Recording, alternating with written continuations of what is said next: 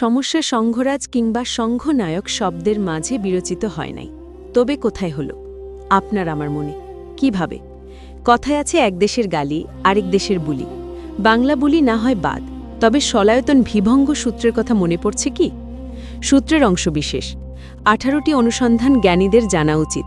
চোখের মাধ্যমে একটি রূপ দেখার মাধ্যমে কেউ এমন একটি রূপ অন্বেষণ করে যা সুখের ভিত্তি হিসাবে কাজ করতে পারে, কেউ এমন একটি রূপ অন্বেষণ করে যা দুঃখের ভিত্তি হিসাবে কাজ করতে পারে, কেউ এমন একটি রূপ অন্বেষণ করে যা সাম্যের ভিত্তি হিসাবে কাজ করতে পারে।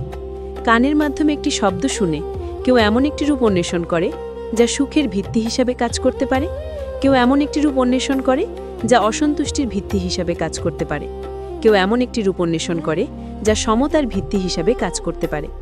নাক দিয়ে সুগন্ধ সুখে কেউ এমন সুগন্ধ অন্বেষণ করে যা সুখের ভিত্তি হিসাবে কাজ করতে পারে, কেউ এমন সুগন্ধ অন্বেষণ করে যা অসুখের ভিত্তি হিসাবে কাজ করতে পারে, কেউ এমন সুগন্ধ অন্বেষণ করেন যা সমতার ভিত্তি হিসাবে কাজ করতে পারে।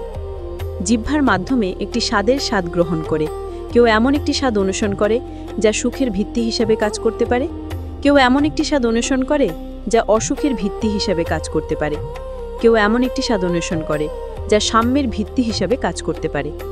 শরীরের মাধ্যমে একটি স্পর্শকাতর সংবেদন অনুভব করে কেউ এমন একটি স্পর্শকাতর সংবেদন অন্বেষণ করে যা সুখের ভিত্তি হিসাবে কাজ করতে পারে, কেউ এমন একটি স্পর্শকাতর সংবেদন অন্বেষণ করে যা অসুখের ভিত্তি হিসাবে কাজ করতে পারে।